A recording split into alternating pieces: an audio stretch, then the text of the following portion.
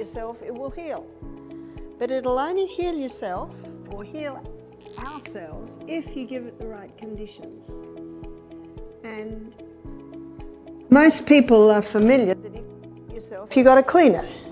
And you've got to hold those pieces of skin and tissue together so that it will heal. So the body will heal itself if you give it the right conditions, but then the million-dollar question arises, well, why are so many people sick? Ever wonder what makes you, you? It's all in your DNA, the secret code inside every cell.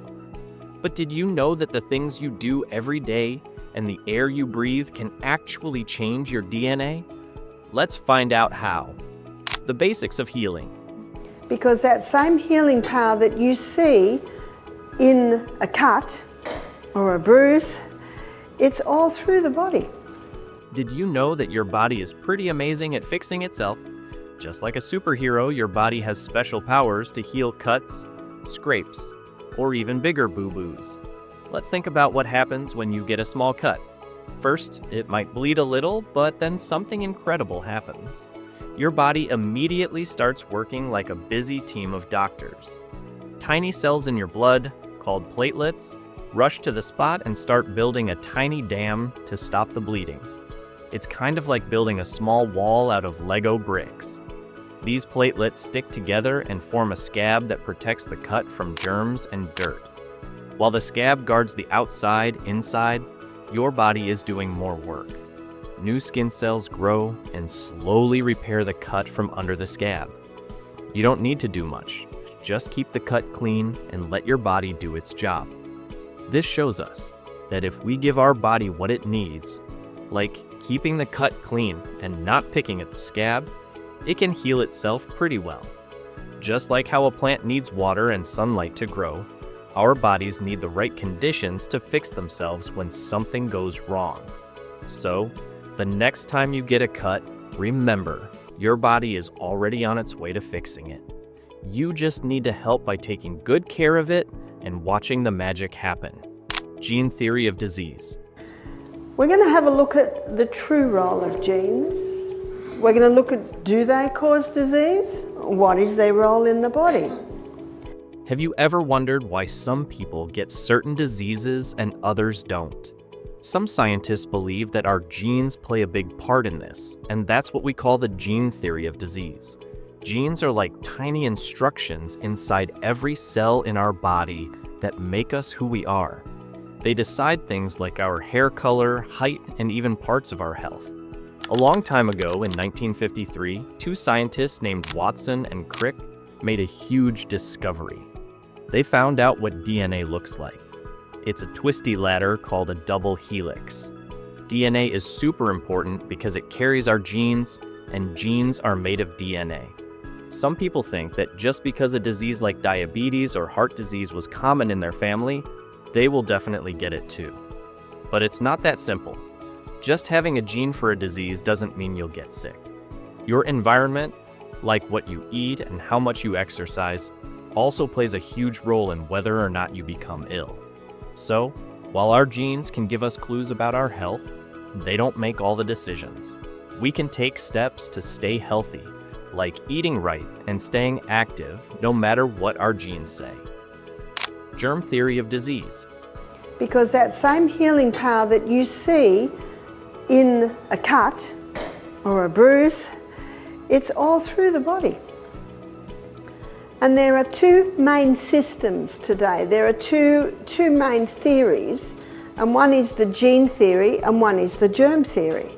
So in this first lecture this morning, we're going to be looking at the gene theory of disease. Do genes cause disease? Have you ever gotten a cold and wondered how it happened? Well, there's a theory that explains this, and it's called the germ theory of disease. This theory tells us that tiny organisms, which we call germs, are what cause many diseases. Germs are so small that you can't see them without a microscope, but they're all around us, in the air, on food, and on things we touch. Scientists like Louis Pasteur and Robert Koch helped prove that microscopic bacteria and viruses are responsible for illnesses. For example, when you catch a cold, it's because viruses have gotten into your body and started to make you sick. The same goes for when you get a flu or a sore throat. But don't worry, not all germs are bad. Some germs are actually good for us and help our bodies function properly. However, the harmful ones need to be kept at bay. That's why it's really important to wash your hands, eat foods that are safe and clean, and stay up to date with vaccinations. These actions help protect us from the germs that can make us ill. Remember, just like with the gene theory, the germ theory shows us how being clean and careful can keep us healthy even when germs are around. The role of lifestyle and environment. That my mother died a cripple in a wheelchair at 51 with rheumatoid arthritis, and so will I. But you've noticed that I'm not dead and I'm not a cripple in a wheelchair and I'm way past 51. Because genetics loads the gun, but it is lifestyle that pulls the trigger. So we're all born with loaded guns. We've come to a time on planet Earth where, especially for the last 100 years, we've been exposed to so many environmental poisons. There are so many factors that can come in to affect the genes. In fact, one writer stated that parents are the genetic engineers of their children. So our lifestyle habits before we conceive have a lot to do with the gene pool that we're. Did you know that the choices you make every day can actually talk to your genes? It's like how you choose what to wear every day affects how you look. What you eat and how you live can affect how your genes work. This cool science is called epigenetics. Let's use an example from Barbara O'Neill, a health teacher. She talks about how her family doesn't have much gray hair as they get older. Barbara thinks it's not just because of their genes, but also because of how they live, eat, and take care of themselves. Imagine you have a light switch in your room. You can turn it on or off, right? Well, your life choices can turn certain genes in your body on or off like that switch. Eating healthy foods, exercising, and getting enough sleep can turn on good genes that keep you healthy. On the other hand, bad choices like eating junk food or not exercising might turn off those good genes. So remember, what you do every day doesn't just change how you feel now. It can even talk to your genes and help decide how healthy you are. Nutrition and DNA. And inside every cell, there's the DNA. And in that DNA, no matter where the cell is, it's got all the information on how to remake us. We have 100 trillion cells in the body. We have 25 trillion blood cells. The red blood cells don't have a nucleus DNA. The red blood cells are made in the bone marrow. Imagine your body is like a super complex machine.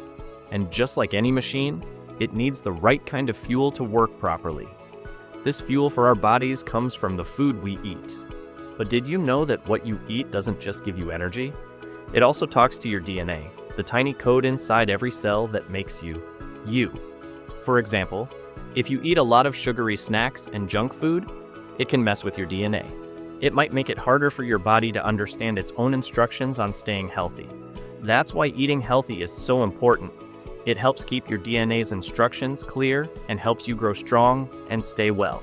So, next time you choose what to eat, think about how it might help your DNA and keep your body's machine running smoothly.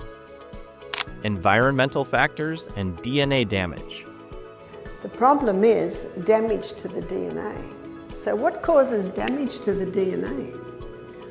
Well, to know what causes damage to the DNA, I want to first show you how the new cell is made. So DNA cannot leave the nucleus of the cell. So a photocopy is made.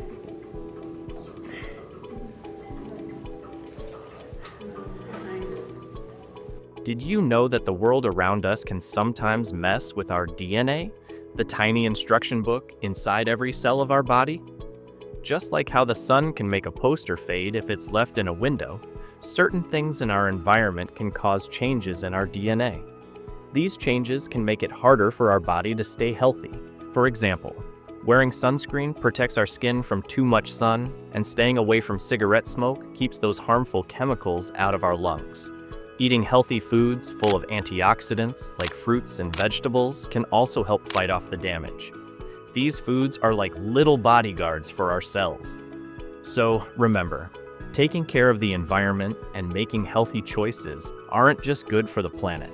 They're also good for keeping our DNA happy and healthy. Thanks for watching. If you enjoyed learning about how our choices impact our health, don't forget to hit that subscribe button for more cool facts.